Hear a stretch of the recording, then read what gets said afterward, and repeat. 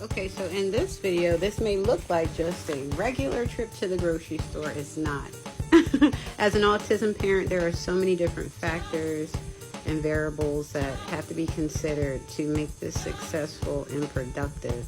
In any case, I'm sharing this because some of this information I have might be helpful. I hope it is. But sensory overload and overstimulation is a very real thing going into any store. But I kind of frequent the grocery market with my son because he has food aversions, and my approach to shopping is a little different because he eats a lot of the same things. But to make sure that he gets the proper nutrition, I have to get up and get going and get things on demand, sort of, to make sure things kind of flow easily there. But in any case, going into the store and getting to this point that you're looking at took some work. Now there is these really nice shopping carts in a lot of stores. I think it's called Carolyn's carts that we used to use because as soon as we walk into a store, he's plugging his ears or he starts to nibble on his hands, go up on his toes.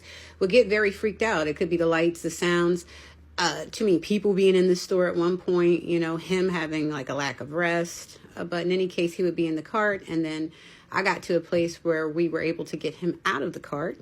I was able to redirect his senses and utilize a tool actually that I was taught or that we learned about together through Gemini speech, shaping his words and pointing out different products, specifically starting with fruits and allowing him to touch them. And, now when his sensory overload or overstimulation kicked up and I was using Carolyn's cart, it was cool because he was safely strapped down and stuff. But giving him that independence and getting him to walk on foot, I literally used a technique that I was taught through Gemini speech. His speech coach suggested actually literally redirecting his senses when he's overstimulated.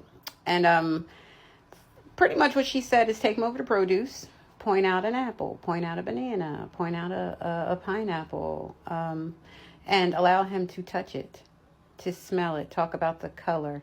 Enunciate, try and help shape his words, get him grounded, for lack of better words. And it worked. Fortunately for me, from his favorite TV show, Peppa Pig, they have an episode that's called Dinosaur Juice, where they share a recipe. And with Mace being a Gestalt language processor, that was an opportunity for me to inject that there and to make that connection too, and make the experience fun. Now I do still have to consistently, address, come here, stand still. Those typical commands as a parent, but the progress is pretty much what you see. We've come a long way.